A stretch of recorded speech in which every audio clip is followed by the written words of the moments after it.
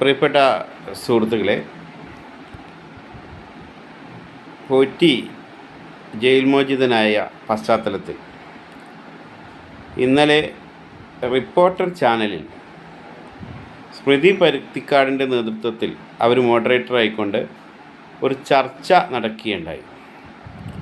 അതിൻ്റെ ഇന്നലത്തെ ആ പാനലിലുണ്ടായിരുന്നത് VHP പ്രതിനിധിയായി അനിൽ വിളയിൽ, കോൺഗ്രസ് പ്രതിനിധിയായി അബിൻ വർക്കി, ഇടതുപക്ഷത്തിൻ്റെ പ്രതിനിധിയായി ഡോക്ടർ ഗോപൻ, അതുപോലെ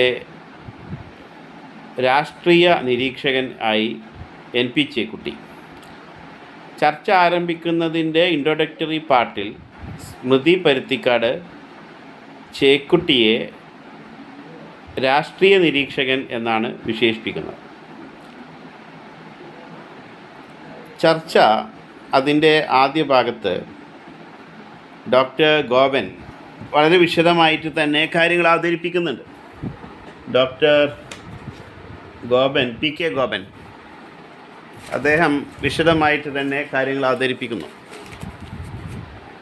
എന്നാൽ അദ്ദേഹം വളരെ പ്രതിപക്ഷ ബഹുമാനത്തോടു കൂടിയാണ് സംസാരിക്കുന്നത്. ആ സംസാരിക്കുന്ന സമയത്ത് അദ്ദേഹം ചർച്ചയുടെ തുടക്കത്തിൽ അദ്ദേഹം NP ചേക്കുട്ടിയെ ചേക്കുട്ടി സാർ എന്ന് വിളിക്കുന്നുണ്ട്.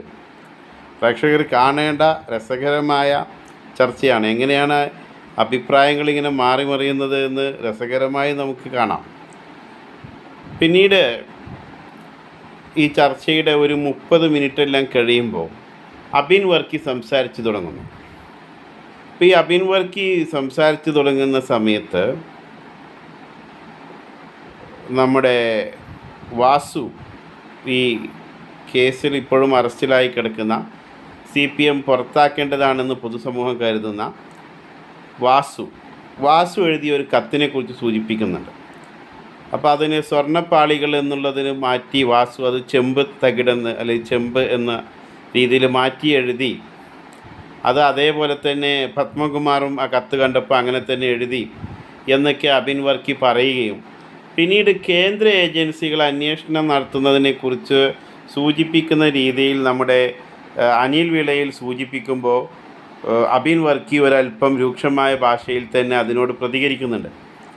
പല അന്വേഷണങ്ങളും നടക്കുമ്പോൾ മുഖ്യമന്ത്രിയുടെ മകൾ സംരക്ഷിക്കപ്പെടുന്നു എന്നും ഇതെല്ലാം BJP CPIM അവർക്കിടയിലുള്ള ഡീലാണ് കാണിക്കുന്നത് എന്നുമെല്ലാം അബിൻ വർക്കി കത്തിക്കയറുന്നു.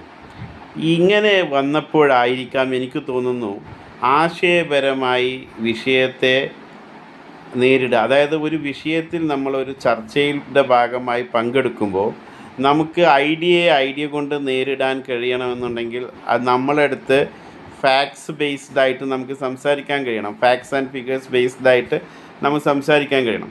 ഇപ്പോൾ ഞാൻ ശ്രദ്ധിച്ചിട്ടുള്ളൊരു കാര്യം, നമ്മുടെ ഈ കണ്ണൂരിലെ മുൻ MP-യും അവിടെ തന്നെ MLA ആയിരുന്ന ഇപ്പോൾ BJPയുടെ പിന്നീട് ദേശീയ അധ്യക്ഷനൊക്കെ ആയിട്ടുള്ള അബ്ദുള്ളക്കുട്ടിയുടെ കാര്യം ഞാൻ വളരെ രസകരമായി ശ്രദ്ധിച്ചിട്ടുണ്ട്.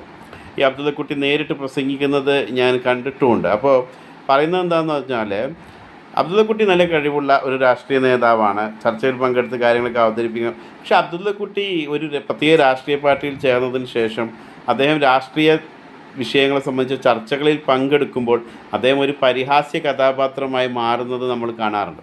അപ്പം എനിക്ക് തോന്നുന്നത് ഡോക്ടർ PK ഗോപനെ പോലെ വലിയ വിദ്യാഭ്യാസമുള്ള ഒരാൾ എന്തുകൊണ്ടാണ് ഇത്രയും അസഹിഷ്ണുതയോടുകൂടി പെരുമാറിയത് എന്നുള്ളതാണ്. അപ്പോൾ പ്രേക്ഷകർ അറിഞ്ഞിരിക്കും സംഭവിച്ചത് ഇതാണ്.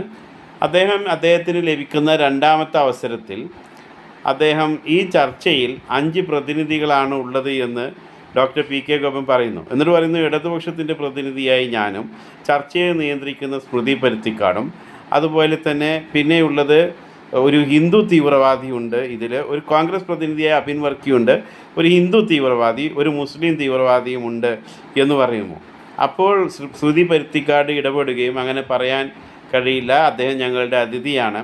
അപ്പോൾ നമ്മൾ ഈ വസ്തുത പരിശോധിക്കുമ്പോൾ രാരിക്കുട്ടിയുടെ മകനാണ് NP ചേക്കുട്ടി. അദ്ദേഹത്തിൻ്റെ ഭാര്യയുടെ പേര് രാജലക്ഷ്മി എന്നാണ്.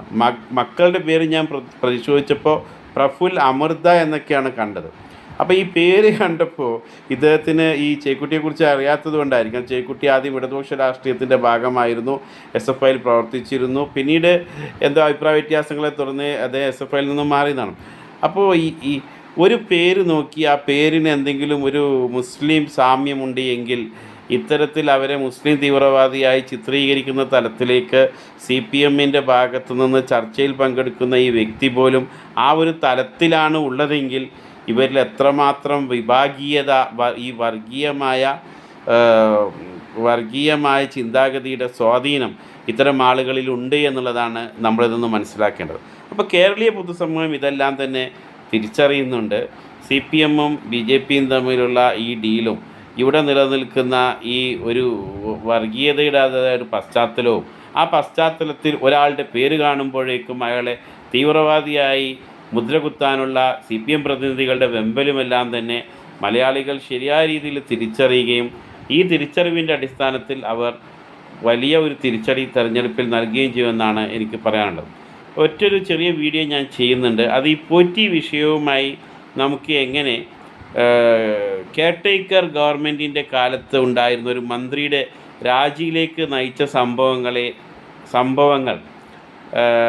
സംഭവങ്ങളെക്കുറിച്ച് എനിക്ക് ഓർമ്മ വരുന്നു പോറ്റി വിഷയം കാണുമ്പോൾ. അതേക്കുറിച്ച് ഞാൻ മറ്റൊരു വീഡിയോയിൽ പറയാം. നന്ദി, നമസ്കാരം.